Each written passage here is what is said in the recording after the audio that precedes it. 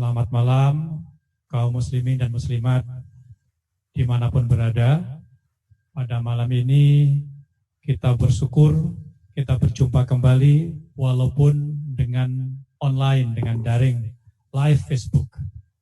Kita bersyukur karena kita sehat walafiat dan kita dapat berjumpa pada malam ini melalui sarana IT. Hadirin sekalian, dalam kesempatan yang baik ini, kami ingin menyampaikan terima kasih yang sebesar-besarnya kepada Permai yang kali ini Pak Presidennya hadir bersama kita, Pak Muhyiddin Umar, dan seluruh anggotanya, dan para ustadz, para penceramah yang telah sudi memberikan ilmu pengetahuan kepada kita bersama, mulai dari minggu yang pertama, Bapak Dr. Anis Malik Toha, minggu kedua Bapak Dr. Cecep Soleh Kurniawan, minggu ketiga Bapak Dr. Mehdar Rusdi, dan hari ini Bapak Dr. Muhammad Abduh yang sebentar lagi akan memberikan paparan. Kami terima kasih, mudah-mudahan yang dilakukan Permai dan KBRI dan para ustadz, para qori, semua yang terlibat, mudah-mudahan bermanfaat bagi semua umat Islam dimanapun berada. Tidak hanya terbatas yang di Brunei saja. Karena ini kita tayangkan langsung melalui media Facebook, dan yang ketinggalan tidak menonton setiap hari Sabtu malam, kita upload juga di channel YouTube KBRI maupun YouTube-nya Duta Besar. Oleh karena itu, pada kesempatan yang baik ini, karena ini adalah kesempatan yang terakhir, yang keempat, dan kebetulan Alhamdulillah jarang barangkali ya Pak ya kita lebaran bersama antara Indonesia dan Brunei. Karena puasanya di Brunei lebih lambat 1 hari. Ya, kita berharap hari lebarannya hari Senin, tapi alhamdulillah tadi dengan melihat keputusan setelah hilal ya, diputuskan besok kita bersama-sama merayakan hari raya Idul Fitri. Untuk itu saya atas nama kawan-kawan dari Kedutaan Besar Indonesia di Bandar Sri Begawan ingin mengucapkan selamat hari raya Idul Fitri.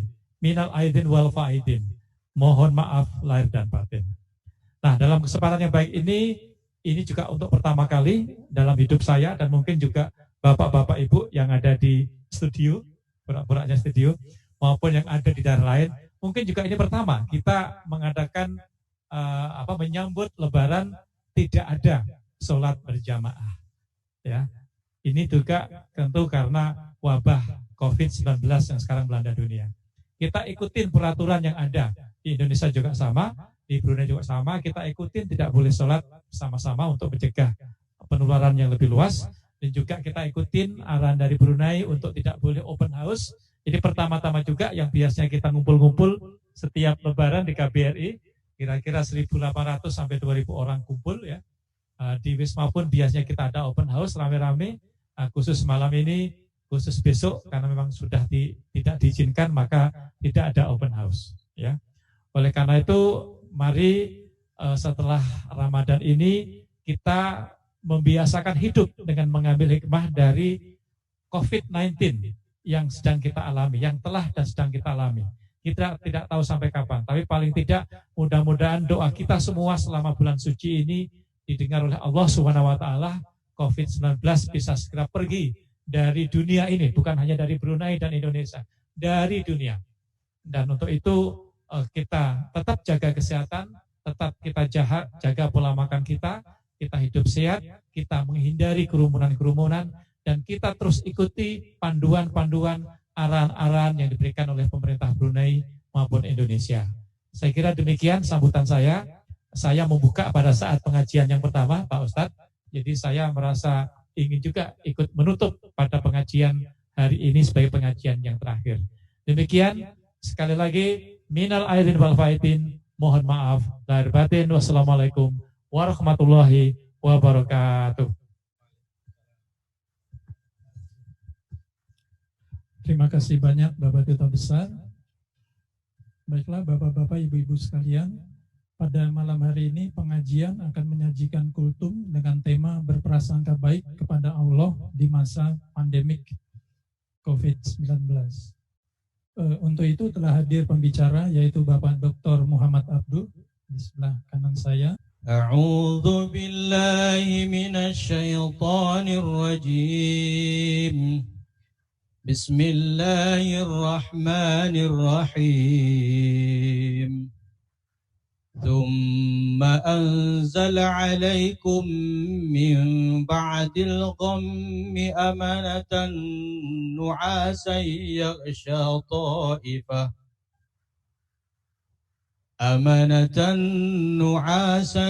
يغشى طائفة منكم وطائفة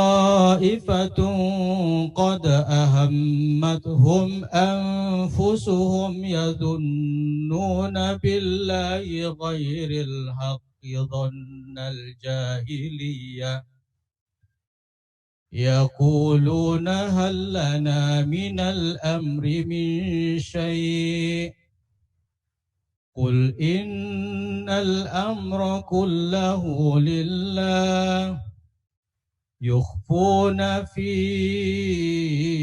أنفسهم ما لا يبدون لك يقولون لو كان لنا من الأمر شيء ما قتلنا هاهنا قل لو كنتم في بيوتكم لبرز الذين كتب عليهم القتل إلى مضاجعهم وليبتلي الله ما في صدوركم وليمحص ما في قلوبكم والله عليم بذات الصدور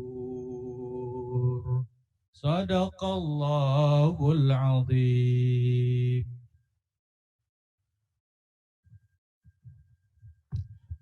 Terima kasih kepada Bapak Ustadz Tansur ya. Baik, kita beranjak ke acara kedua yaitu penyampaian kultum. Namun sebelumnya izinkan kami menyampaikan terlebih dahulu secara singkat riwayat hidup Bapak Dr. Muhammad Abdul. Bismillahirrahmanirrahim. Yang saya hormati Bapak Dr. Sujatmiko, Bapak Duta Besar dan seluruh jajarannya di Kedutaan Besar Republik Indonesia Brunei Darussalam. Yang saya hormati Presiden Permai dan seluruh pengurus Permai yang hadir di KBRI Brunei Darussalam pada malam ini, dan yang saya hormati juga seluruh ustadz-ustadz yang hadir di sini, dan yang saya sayangi seluruh warga negara Indonesia yang ada di Brunei Darussalam. Wahaikum jami'an bi tahiyatil Islam, tahiyatan mubarakatan min indillah. Assalamualaikum warahmatullahi wabarakatuh. Alhamdulillah, kita telah sampai pada penghujung bulan Ramadan. Ya, insya Allah esok pagi kita semua akan merayakan Hari Raya Idul Fitri 1 Syawal 1441 Hijriah, insya Allah. Meskipun tadi seperti disampaikan Bapak Duta Besar, tanpa adanya sholat Id berjamaah di tempat terbuka, ya, insya Allah kita semua akan tetap melaksanakan sunnah yang muakkad tersebut, mungkin bersama keluarga kita masing-masing, insya Allah di rumah kita masing-masing. Salawat dan salam juga semoga Allah Subhanahu wa taala dan kita semua selalu Nabi besar Muhammad sallallahu alaihi wasallam, kepada keluarga beliau, kepada para sahabat beliau, dan kepada tabi'in dan umat beliau hingga akhir zaman. Insyaallah masih berpegang teguh kepada risalah dakwah yang beliau bawa hingga akhir zaman kelak, insyaallah. Tema yang akan saya sampaikan pada malam ini yaitu tentang bersangka baik kepada Allah di masa pandemik. Husnuzon kepada Allah di masa pandemik, ya. Jadi tema ini ada dua terms, ya, atau kosakata yang mungkin kita perlu sama-sama pahami bersama, yaitu bersangka itu sendiri dan pandemik, ya. Jadi sangka kalau dalam Kamus Besar Bahasa Indonesia, ya, itu maknanya duga, kira, ya. Jadi kalau saya sangka kamu tidak akan datang hari ini, saya kira atau saya duga. Kalau bersangka itu berarti kata kerja, yaitu menduga atau mengira. Sedangkan prasangka artinya pendapat atau anggapan yang kurang baik mengenai sesuatu yang belum diketahui sendiri. Ya. Jadi kalau judulnya berprasangka tidak baik sebetulnya double. Prasangka dengan tidak baik sama maknanya, ya. Jadi bersangka baik ya kepada Allah Subhanahu wa taala. Kosakata kedua yang akan kita pahami sama-sama, ya. Kita memiliki pemahaman yang sama sehingga diskusinya insya Allah akan lebih enak, ya. Yaitu makna kata pandemik. Ya, apa itu makna kata pandemik? Ya. Kalau bahasa Indonesia, kita merujuk pada Kamus Besar Bahasa Indonesia, merujuk pada asalnya. Ya. Kalau bahasa Inggris, kita nggak bisa melihat ke Kamus Besar Bahasa Indonesia, kita akan lihat ke kamusnya yang dipakai oleh orang-orang Inggris. Ya. Di antaranya adalah misalnya Merriam-Webster, ya kalau yang online, ya, mendefinisikan bahwa epidemic sebagai outbreak of a disease that occurs over a wide geographic area and affects an exceptionally high proportion of the population. Itu epidemic, ya. Kalau pandemik, ya, jadi kalau epidemic terjadi pada suatu area saja, ya. Kalau pandemik refers to an epidemic, ya, dia merefer pada sebuah epidemic yang menyebar kepada beberapa negara atau benua, ya, yang biasanya, ya, memberikan impact kepada manusia atau jumlah populasi yang lebih besar. Ya. Dan WHO dalam hal ini, ya, di awal tahun ini sudah mengumumkan bahwa kasus outbreak COVID-19 itu sebagai sebuah pandemik. Artinya itu sudah tersebar di luar dari negara di mana itu berasal. Nah, pandemik kalau kita lihat sejarahnya terjadi hampir setiap 100 tahun sekali. Ya. Kalau kita lihat bisa dicek nanti di www.lifescience.com, ya. Itu terjadi hampir setiap 100 tahun. Bahkan bisa lebih cepat. Ya, tetapi biasanya kalau yang lebih cepat itu epidemik, ya, seperti kasus Ebola. Ebola itu epidemik karena dia langsung tertutup, ya. Jadi tidak menyebar kemana-mana, ya. Nah, tapi yang terjadi 100 tahun lalu yang selalu dibahas di internet di mana-mana itu kasus Spain flu. Nah, mostly span dalam 2-3 tahun. Nah, ini berdasarkan lifescience.com, pandemik itu time span-nya adalah 2-3 tahun. Kita ini kalau dihitung dari Desember saja itu belum sampai baru 6 bulan, maaf. Ya, baru 6 bulan. Ya, alhamdulillah di Brunei Darussalam sudah mulai berkurang, ya. Walaupun di beberapa negara lain justru sekarang ini mulai menanjak, gitu ya. Di beberapa negara yang lagi sudah turun lagi. Jadi ini masih fluktuatif, ya. Mudah-mudahan insya Allah seperti tadi disampaikan oleh Pak Duta Besar akan segera hilang, ya, bukannya dari Brunei Darussalam dan Indonesia, tapi juga dari muka bumi ini, insya Allah biiznillah. Ya. Efek pandemik terhadap manusia, ya. Ini bersama, ini diambil dari webnya Worldometer, ya. Yang terjadi adalah total kasus positif dengan total kematian itu sudah bukan lagi linear, tetapi eksponensial. Ya. Sifatnya eksponensial, yaitu menanjak terus, ya. Dan ini distribusinya, ya, berdasarkan negara, ya. Kasus COVID-19 yang terbaru ini, ya. Nah, ini beberapa berita yang dapat saya ambil, ya. Efek pandemik terhadap populasi manusia diantaranya adalah, ya, dalam cuplikan sebuah koran, sempat hanya minum air selama 2 hari, Yuli akhirnya meninggal. Ya. Kemudian di The Guardian juga, ini bukan hanya terjadi di Indonesia, ya, terjadi juga di beberapa negara, termasuk di India, di UK, di New York apalagi. Ya, kalau kita lihat di YouTube, ya, CNBC atau beberapa channel berita yang lain, luar biasa korbannya yang di jalan-jalan. Ya. Jadi ini terjadi seluruh dunia secara merata. Ya. Efeknya adalah katanya mati karena COVID-19, kami mati karena kelaparan. Ya. Jadi ini bagi memang kelas biasanya menengah ke bawah, ya, yang justru mendominasi kehidupan di dunia. Ya. Atau efek kehilangan pekerjaan. Berdasarkan berita harian.com.my, lebih dari 75.000 orang di Malaysia itu sudah kehilangan pekerjaan, jobless, yang tadinya ada kerjaan sekarang udah nggak ada. Di Indonesia berdasarkan kompas.id itu lebih dari 25 juta. Ya. 25 juta di Indonesia, yaitu akan kehilangan pekerjaan. Termasuk mungkin yang Gojek online kali ya, yang online seperti itu akan kehilangan customer. Dan itu kan berapa orang? Ya. Itu termasuk besar ya angka di situ. Nah, efek seperti ini bagi manusia itu sangat menakutkan. Sangat menakutkan, membuat tegang, ya, mencemaskan. Nah, dari sinilah kemudian, ya, bagaimana sikap kita? Ya. Nah, malam ini insya Allah kita akan mendiskusikan tentang, ya, husnuzon kepada Allah Subhanahu Wa Taala berdasarkan dustur ilahi tadi yang dibacakan oleh Ustadz Tansur, ya, yaitu Quran surat Al-Imran ayat 154. Ya. Ayat ini bercerita tentang orang-orang munafik di perang Uhud. Ya. Orang-orang munafik di perang Uhud. Ya. Jadi ketika perang Uhud, ya, sebagian catatan sejarah mengatakan umat Islam itu kalah. Ya. Walaupun di beberapa buku sirah yang lain mengatakan karena perang Uhud itu punya 2 fase. Atau bahkan mengatakan 3 fase. Ya. Karena setelah pasukan Islam itu dikalahkan oleh Khalid ibn Walid, pasukan kaum musyrikin langsung balik, umat Islam beristirahat sebentar saja, setelah itu mengejar kaum musyrikin ketika itu. Ya. Sampai nggak kelihatan lagi mereka. Jadi the last man standing-nya sebetulnya adalah pasukan muslimin ketika itu. Ya. Karena mengejar kembali pasukan kaum musyrikin. Ya. Tapi di sini cerita yang ingin kita ambil adalah, ya, lihat di situ ada ayat yang mengatakan yazunnuna billahi ghairal haqqi dzannal jahiliyah.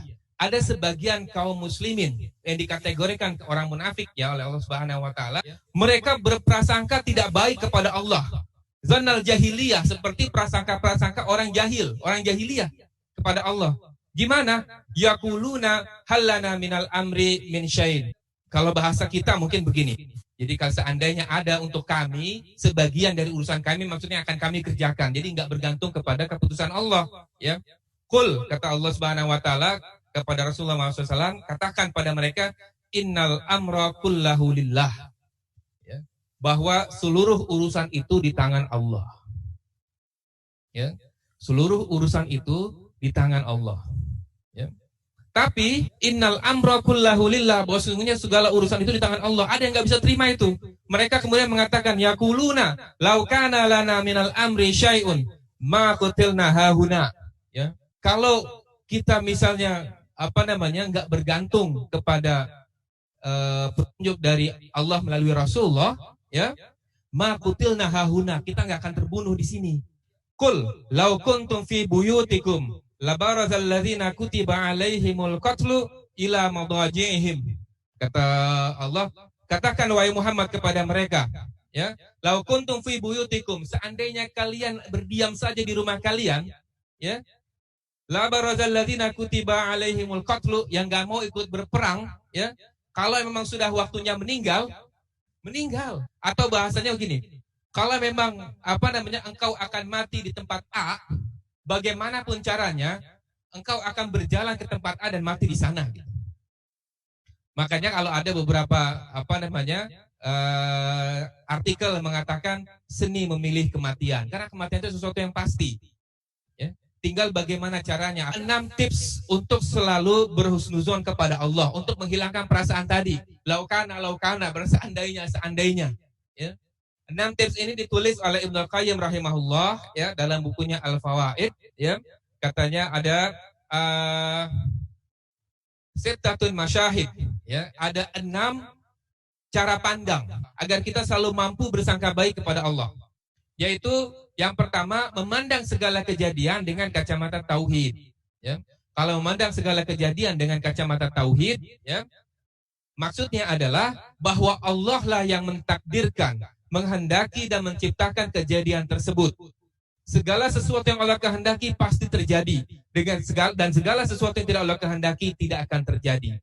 Kalau kita hubungkan pada pandemik yang sekarang, ya, kalaupun tidak berasal dari Wuhan di Cina, mungkin berasal dari negara lain. Ya. Tapi kalau Allah sudah tentukan ada COVID-19 Desember 2019, ada itu.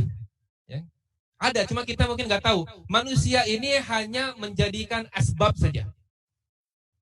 Nanti keputusan itu Allah semua. Ya. Kalau mau sukses dalam ujian, sebabnya adalah belajar. Nanti Allah berikan itu. Nggak mungkin sukses tanpa belajar. Sunatullahnya nggak begitu. Ya. Dalam Quran surat Al-Hadid ayat 22 dan 23 yang artinya saya bacakan, tiada suatu bencana pun yang menimpa di bumi dan tidak pula pada dirimu selain sendiri melainkan telah tertulis dalam kitab Lauh Mahfuz sebelum kami menciptakannya. Sesungguhnya yang demikian itu adalah mudah bagi Allah. Kami jelaskan yang demikian itu supaya kamu jangan berduka cita terhadap apa yang luput dari kamu dan supaya kamu jangan terlalu gembira terhadap apa yang diberikannya kepadamu. Ini penting nih. Ya, menerima qada dan qadar Allah itu sebagai jembatan agar segala amal soleh kita yang dulu-dulu itu diterima. Gitu. Menerima takdir Allah ini sebagian daripada iman. Ya. Iman kita kepada qada dan qadar. Ya.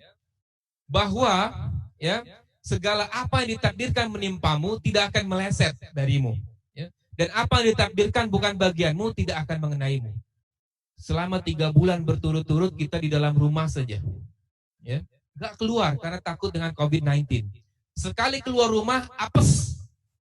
Bersinggungan dengan orang yang positif. Nggak tahu kita kalau dia positif karena tidak ada simptom. Dia pun nggak tahu kalau dia positif. Ya. Karena Allah sudah tetapkan COVID-19 itu ada pada diri kita. Dia ada dari manapun caranya. Yang kita nggak akan pernah tahu bagaimana caranya. Ya.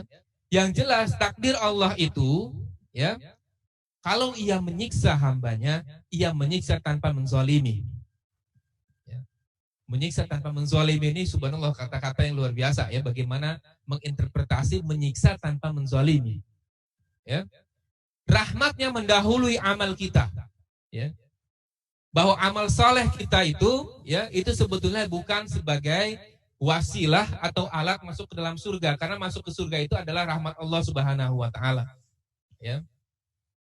Karena ada manusia-manusia yang hatta bainahu wa bainaha illa dzira, hatta mayakuna bainahu wa bainaha illa dzira. Antara dia dengan surga itu tinggal satu jengkal, ya. Fa yasbiqu alaihil kitab fa ya'malu bi amali ahli nar fa yadkhuluha. Ya. Tetapi catatannya mendahului dia, maka di akhir hidupnya dia su'ul khatimah. Ya, masuklah ia ke dalam neraka. Maka masuk surga ke neraka, yang masuk surganya Allah sesungguhnya hanya karena rahmat Allah Subhanahu wa taala. Ya. Amal dan sedekah jariah baru dapat diterima Allah jika kita beriman dengan qadarullah. Ya. Jika tidak, maka semuanya sia-sia dan kita mati dalam kekufuran. Ini berdasarkan hadis ini ya. Yang kedua, ya. Cara pandang yang kedua agar kita selalu berhusnuzon kepada Allah adalah masyhadul adli, ya, yaitu meyakini keadilannya. Bahwa dalam setiap kejadian itu sifatnya adil bagi kita dan orang lain. Ya. Allah Subhanahu wa taala berfirman, ya dustur ilahinya alaihissallahu bi ahkamil hakimin. Bukan Allah itu hakim yang paling adil. Man amila salihan falinafsihi. Sungguhnya orang beramal saleh itu untuk dirinya sendiri, ya. Wa man asaa fa alaiha. Berbuat dosa itu juga untuk dia juga, bukan untuk orang lain. Ya. Wa ma rabbuka bidzallamil abid. Ya, dan Allah tidak berbuat zalim kepada hamba-hambanya. Ya. Jika terkena sesuatu boleh jadi karena ulahnya sendiri. Ya. Ada orang yang misalnya kalau bisnisnya rugi terus, ternyata kalau lagi untung dia nggak pernah bayar zakat. Padahal zakat itu wajib. Tapi kalau lagi untung lupa dia, ya, maka kemudian Allah ambil dengan caranya. Misalnya ya, anaknya sakit, anggota keluarganya sakit, nggak tahu dari mana sebabnya, yang membuat uang kita keluar begitu saja. Ya. Ini bagaimana cara Allah untuk menarik itu semua, karena zakat itu bukan milik kita. Ya. Zakat itu milik orang lain. Kalau kita tahan, berarti kita seorang pencuri. Dalam kacamata Allah mungkin, bukan dalam kacamata manusia biasa mungkin tidak, ya, karena kita nggak ngerasa. Tapi dalam kacamata syariat Islam, Anda menahan hak orang lain, maka Anda seorang pencuri. Keadilan Allah Subhanahu wa taala berdasarkan ilmunya yang luas dan tidak bergantung pada sesiapa. Sedangkan manusia mengikuti rasa hati dan ilmu yang terbatas. Adilnya manusia itu berdasarkan misalnya ya syura istisyarah. Ia bermusyawarah dengan teman-temannya kalau hakim ya, dan istisyarah itu memanggil saksi-saksi ya. Itu bagaimana dia menciptakan keadilan, artinya dia tidak bebas. Ya, kalau dalam statistik ini adalah degree of freedom. Ya. Yang ini nggak bebas dia. Ya, dia pasti terkait dengan sesuatu, tapi Allah ya dengan ilmunya yang luas ya itu tidak bergantung kepada sesiapapun.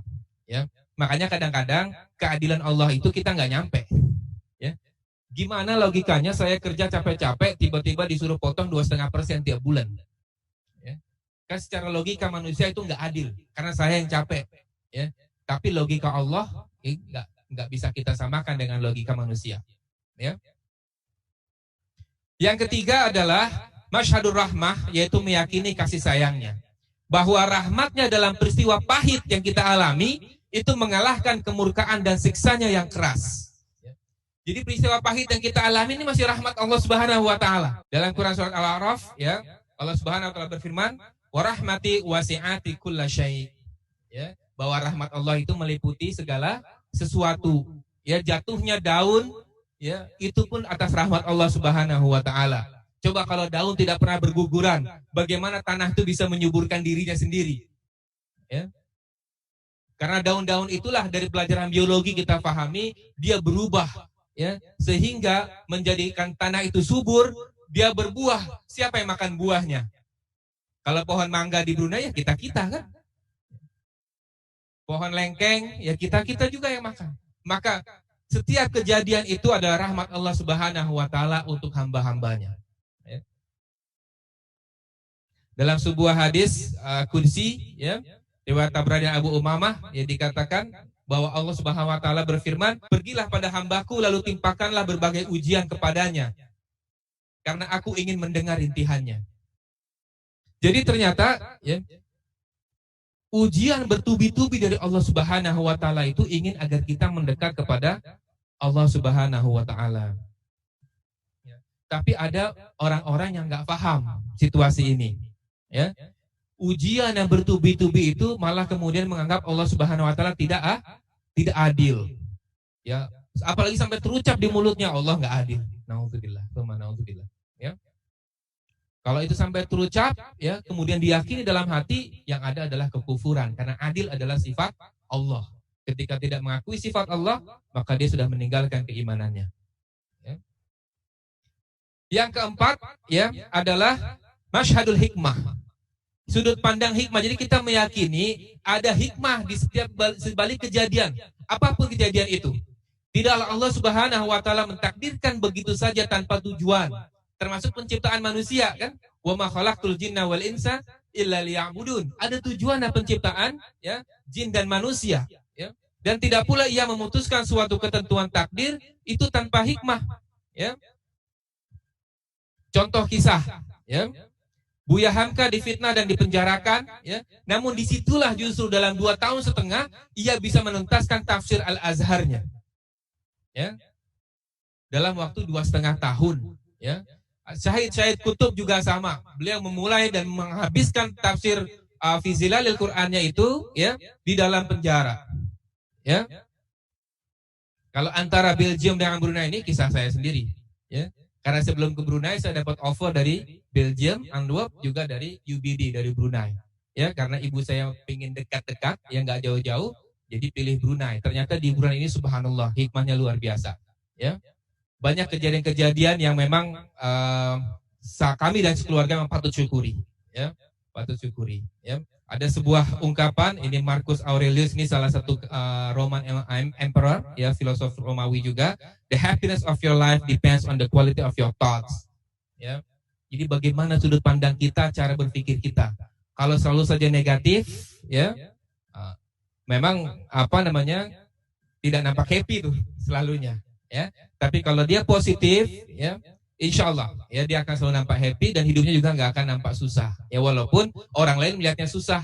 Yang kelima adalah, ya, masyhadul hamdi, bahwa selalu bersyukur memuji Allah di atas segala peristiwa, bahwa Allah Subhanahu wa taala terpuji dengan pujian yang sempurna atas pentakdiran kejadian tersebut dari segala sisi. Ya, ini ada ungkapan dari Al-Ghazali, ya, filosof Islam yang diantara yang paling terkenal, ya, laisa fil imkani abda'u mimma kana.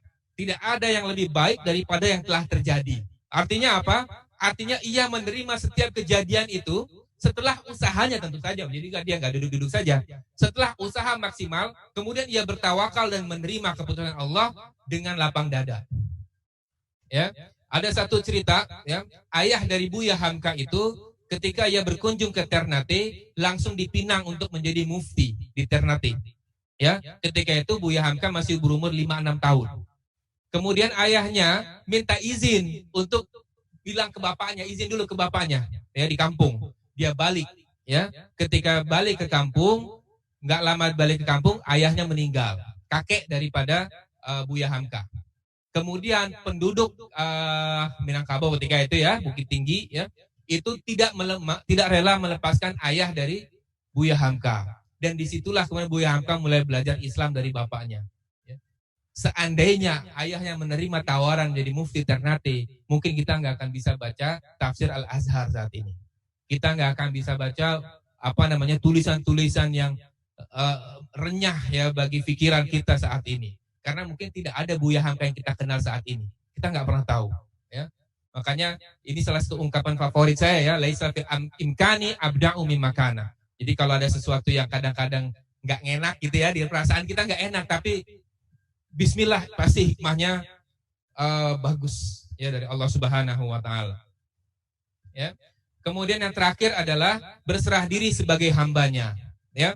Bahwa orang yang menjalani takdir kita ini adalah sebagai hamba saja gitu. Kita menerima saja, ya. Menerima hukum-hukum dari sang pemilik kita, sang pencipta kita, ya. Jadi orang tersebut merupakan hamba yang berlaku atasnya hukum-hukum ini semua. Ini mungkin terakhir, ya. Apa hikmah Ramadan dan Syawal di masa pandemik, ya.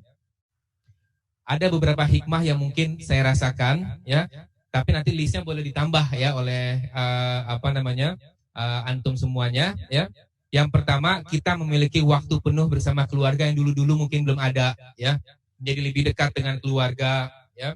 Kemudian Allah Subhanahu wa taala masih memberikan kekuatan untuk kita beribadah meski seorang diri, ya. Dulu mungkin kita tahunya mesti ke masjid gitu supaya semangat gitu. Nah, ini sekarang diuji. Ya. Di rumah taraweh enggak kalau sendirian. Ya. Habis enggak tilawah, ya, 30 juzuk kalau sendirian, ya. Saya biasanya selama saya di Brunei itu 10 hari terakhir enggak balik, ya. Saya ada di Masjid Solihin menghabiskan mungkin beberapa kali khatam. Sekarang ini dites, ya.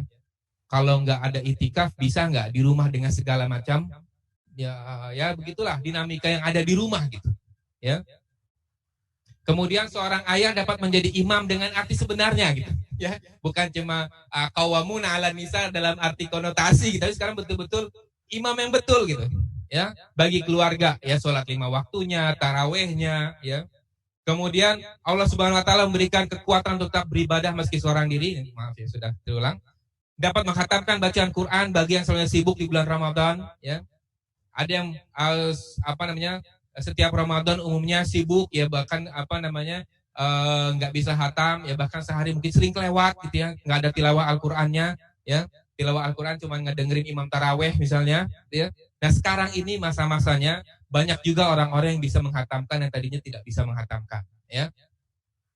Bagi yang terpisah dengan keluarga antara Brunei dan Indonesia, ya, Ramadan ini dapat menjadi pelipat ganda amal ibadah, di mana, ya, tidak pernah ada kesempatan di Ramadan sebelumnya, ya, selalunya 10 hari terakhir pada mudik, sehingga kelupaan tuh, ya, ada Asyrul Awakhir, di mana Allah Subhanahu wa taala menurunkan gak kehitung malaikat itu untuk mencatat amal-amal soleh kita. Sekarang ada, ya, kesempatan itu.